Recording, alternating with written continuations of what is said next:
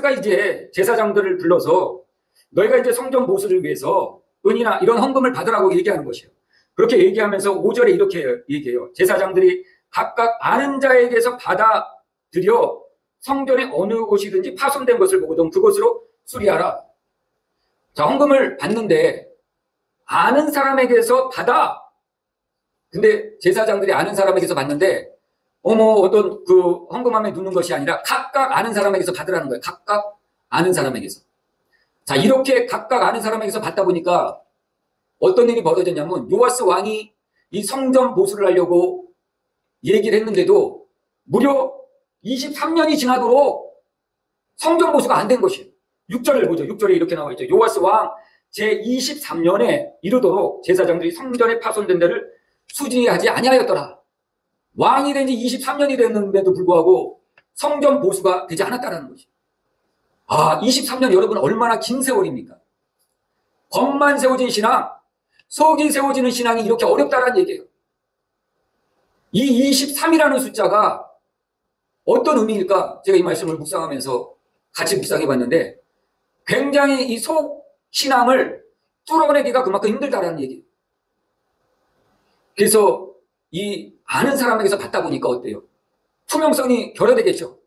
제사장 중에는 다 그렇지 않겠지만은 헌금을 직접 받다 보니까 여러 가지 문제점들이 생길 수가 있어요. 그러다 보니까 이 투명성이 결여돼서 그만 성전 보수가 계속적으로 딜레이됐다라는 것입니다. 그래서 나중에 이 제사장 여호야다가 어떻게 하냐면요. 오늘 본문 말씀도 볼까요? 열왕기하 12장 9절을 볼게요. 9절. 제사장 여호야다가 한 깨를 가져다가 그것으로 뚜껑의 구멍을 뚫어 여호와의 전문 어기 오른쪽 곧 제단 옆에 두매. 자, 이 헌금함을 이제 제사장 여호야다가 어디다 두었냐면요. 제단 옆에 두었어요. 제단. 성전 안으로 끌고 들어가지 않고 제단 앞에 두었어요. 그러니까 얼마나 투명성이 요구돼요. 헌금하는 거 막 다 보는 거예요. 사람들이. 누가 가져가려도 가져갈 수가 없어. 이렇게 투명해졌다라는 얘기예요. 투명해졌어. 그러니까 우리 신앙도 투명해야 된다라는 것이. 투명하지 않으면은 우리의 신앙이 온전히 속신앙이 익어갈 수가 없는 것이. 종교개혁자 루터가 종교개혁을 한 이유가 어디에 있냐면요. 바로 이 투명성에 있었어요. 투명성. 그 당시에 면죄부를 팔았거든요. 너희가 이 면죄부를 사야 구원받는다. 제사장들이 이런 것들을 가르치기 시작했어요. 그래서 성도들이 이걸 면죄부를 사야 구원받는구나. 이렇게 착각을 했어요. 그래서 돈을 주고 면죄부를 산 것이. 돈이 많은 사람들은 비싼 돈으로서 그 면죄부를 사갖고 온 것이. 근데 왜 이 루터가 이 종교개혁을 뚫어내기 시작했냐면요. 면죄부를 통해서 그 많은 헌금들이 들어옴에도 불구하고 이 헌금이 어떻게 쓰여졌는지 알 수가 없는 것이에요. 야, 헌금은 많이 들어오는데 이게 도대체 어디다 쓰여지지? 투명성이 나오지 않는 것이에요. 그래서 루터가 안 되겠다. 종교개혁을 시작한 것이. 그렇게 종교개혁을 하기 위해서 일일이 다 따져보다 보니까 또 성도들에게도 말씀의 투명성이 가려져 있다는 것을 발견하게 됐어요. 그 당시에 성경은 라틴어로만 쓰여져 있었거든요. 그러니까 이 독일 사람들이 독일어를 하다 보니까 라틴어가 이해가 안 되는 것이. 그래서 루터가 라틴어로 되어 있는 성경을 독일어로 또 번역하기 시작했어요. 그래서 성도들에게 성경을 보급하기 시작했어요. 성도들이 성경을 보기 시작하니까 그때서 깨닫는 거야. 구원은 면죄부 사서 구원받는 게 아니구나. 오직 예수 그리스도 그 한 분만으로 우리가 구원받는 거구나. 이 성도들이 이걸 알게 된 것이. 루터의 종교개혁도 이런 투명성 때문에 종교개혁이 된 것이. 오늘 우리가 신앙생활에 있어서도 마찬가지. 겉만 세워진 신앙은 투명성이 없어요. 겉만 세워진 신앙은 어떠한 투명성도 없고 독불장군식이에요. 자기 혼자 해요. 자기 혼자 거룩해. 자, 우리가 또 본문 한번 볼까요? 열왕기 하 12장 10절을 보죠. 10절 보면은 이에 급궤 가운데 은이 많은 것을 보면 왕의 서기와 대제사장이 올라와 여호와의 성전에 있는 대로 그 은을 계산하여 봉하고 11절이요. 그 달아본 은을 일하는 자 곧 여호와의 성전을 맡은 자의 손에 넘기면 그들은 또 여호와의 성전을 수리하는 목수와 건축하는 자들에게 주고 12절이요 또 위장이와 석수에게 주고. 아멘. 자, 오늘 이 열왕기하 12장 10절, 11절, 12절을 지금 읽어봤는데 요 본문을 읽으니까 어떤 생각이 들어요? 자, 이 성전 보수를 하기 전에는 23년 동안은 투명성도 있지 않았지만 협력성도 없었어요. 근데 오늘 이 본문 말씀 보니까 10절, 11절, 12절 보니까 어때요? 한 꾀를 갖다 놓고 꾀를 다 보이는 그 제단 옆에 갖다 놓았어요. 헌금을 거기다 하니까 10절에 보면 왕의 서기관과 대제사장이 같이 함께 헌금에 돼 있는 그 헌금을 열어서 그들이 그걸 처리한 것이 아니라 건축을 맡은 자에게 그 헌금을 줬어요. 그 헌금을 주니까 그 헌금을 받은 사람은 어디 수리해야 되겠다고 해서 또 건축을 하는 각각 목수에게도 주고 또 미장하는 사람들에게도 주고 또 석수에게도 주고 이렇게 다 나눠줘가지고 그 돈으로 성전을 보수할 재료도 사고 또 인건비도 하고 이래서 성전이 만들어가기 보수되기 시작했다라는 것이. 이 겉신앙만 세워진 신앙들은 협력이 되질 않아요. 협력이 되지 않고 각자 다 같이 놀아요. 각자 논다니까요. 모세도 그랬죠. 모세가 이스라엘 백성들을 그 애굽에서 끌어내었을 때 그 200만이나 되는 장정만 200만이나 되는 사람들의 재판을 하려고 하니까 머리가 아픈 것이에요. 그래서 막 아침 새벽부터 밤늦게까지 백성들을 재판해도 재판이 끝나지가 않아. 그때 모세의 장인이 와갖고 이 모습을 딱 보더니 아이고 왜 이렇게 힘들게 사냐. 좀 분업하라 분업. 그래서 모세의 장인인 이드로가 이런 제안을 했어요. 10부장 두고 50부장 두고 100부장 둬서 또 1000부장 둬가지고 웬만한 것들은 1000부장들이 해결하게 하고 그들이 해결하지 못하는 것은 100부장이 해결하게 하고 또 그들이 해결하지 못한 것은 50부장이 해결하게 하고 또 10부장이 해결하게 하고 10부장도 해결하지 못하는 것 그것을 내가 맡아라. 이렇게 다 분업화 시켜놓은 것이.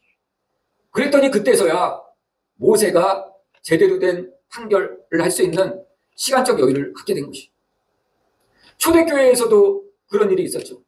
사도와 사도들이 열심히 복음을 전하는데 너무 힘든 것이. 그리고 막 교회 내에서는 여러 가지 막 일들이 막 벌어지는 것이. 그러니까 너무너무 골치 아프니까 기도하다가 이제 사도들이 이런 안을 내놓죠. 그래서 7 집사를 뽑아요. 그래서 7 집사를 뽑아서 야, 봉사하고 교회 여러 가지 일들은 우리 집사님들이 하고 그리고 사도들은 말씀 전하고 기도하는 일에 전무하자. 이렇게 분업화 시켜버린 것이. 협력하게 된 것이. 협력. 그래서 겉신앙만 세워진 신앙들은 겉만 세워진 신앙들은 이런 협력이 되지 않는다는 것이. 오늘날도 그렇죠. 오늘날에도 겉신앙은 어떤 신앙을 의미하죠? 직분. 겉신앙이에요. 뭐 목사 안수를 받는다. 또 집사 안수를 받는다. 장로 안수를 받는다. 교회에서 가르친다. 신방 간다.